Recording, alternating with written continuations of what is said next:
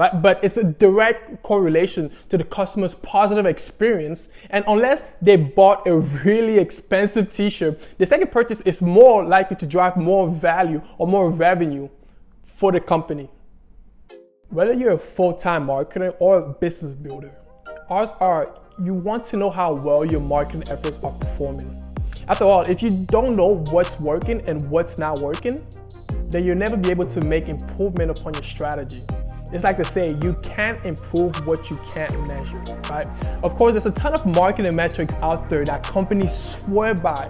These include cost per thousand impression, CPM, cost per conversion, CPCs, and perhaps the most popular one, return on ad spend, ROAS, right? In fact, many marketers view return on ad spend or ROAS as the king of the jungle for their analytics and use that as their bottom line metric. Guys, my name is Frank Kenny, founder of Renaissance Media, an internet marketing platform. Let's talk about how ROAS works. You can calculate ROAS using a simple formula. Just divide the revenue directly tied to your campaign by advertising costs. It looks something like this: revenue divided by advertising costs.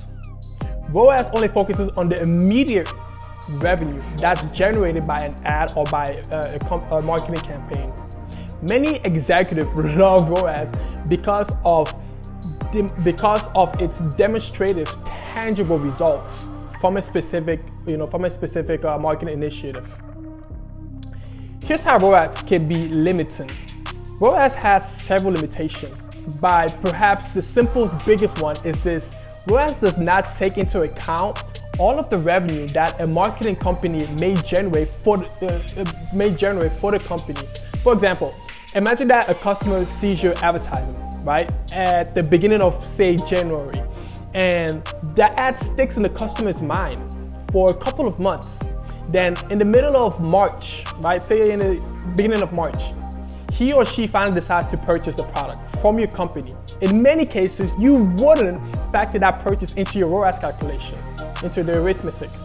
It came as a direct aftermath 2 months later.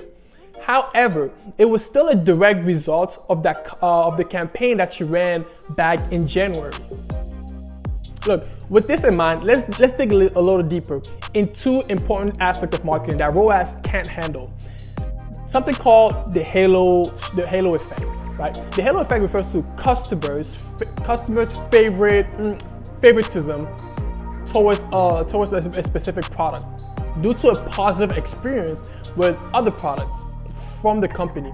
In other words, when a customer is pleased with a particular purchase from your brand or enjoys a pleasant experience with your brand, they are more likely to buy other products from you, even if that product has nothing to do with their original purchase, right? Once again, ROAS isn't able to account for the halo effect across different product categories. For example, imagine that a customer purchases a t-shirt from an online company, right? Their shopping experience was amazing. It was easy. The shipping was fast. The t-shirt looks great. The quality is very good. They're still wearing it months later, and it doesn't fade when you wash it.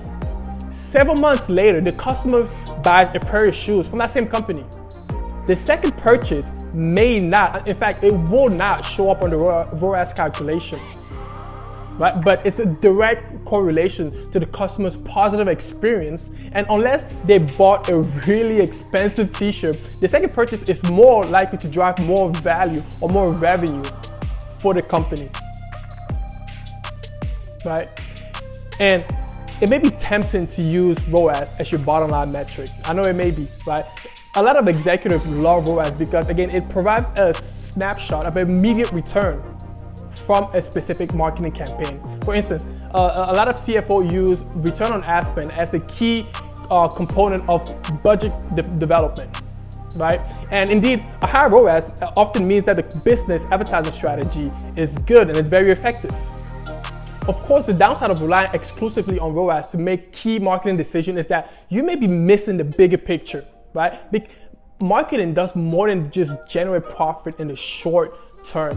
A good marketing strategy should build lasting value drive profit for months and years and even beyond that, right? The key here is to remember that marketing expenses, including ad spend, should build brand as an asset for the future, right? So here's what your ad should include, and here's the main job of the ad.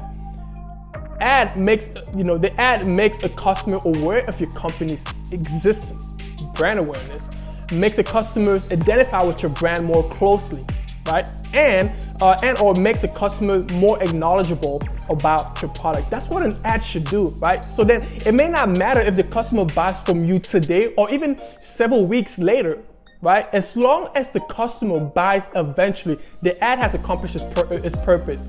That's why ROAS should only be one piece of the puzzle when it comes to measuring campaign performance. Now, after hearing that, you're probably wondering, okay, if not ROAS, like what should I be tracking? What should I be measuring, Frank, right? You should be tracking marketing efficiency ratio. Let me say that again, marketing efficiency ratio, also known as MER. Put it simply, marketing efficiency ratio is the total, not just immediate, but total revenue divided by total ad spend from all marketing channels. Facebook, Instagram, TikTok, Snapchat, Google, email, all of it. It should encompass all of those. MER allows you to take a step back, so to speak, right? And look at the holistic effect of your whole marketing efforts over time. The metric also empowers you to make more strategic business decisions and not to quickly react upon problems with your marketing plan in the now. Like your ROAS drops from 8 to 6, right? MER can help you see the interconnection value of all your marketing assets. It measures how efficiently those assets, both individually and cohesively, generates revenue for your brand, right? For instance, SEO-driven content provides a classic example of how assets can contribute to dollars value long over the company's initial investment in them, right? It's a long-term effect. The bottom line is ROAS is a useful metric, but it may result in a case of missing the forest for the tree. In contrast, MER will give you a more complete, long-range view of your marketing efforts and help you make a key strategic decision for your companies moving forward. Guys, I hope you got a lot of value out of that video. And if you found this helpful, please smash that thumbs up button, and as well as comment any question that you have. And my team and I will be more than happy to reply. Catch you in the next video.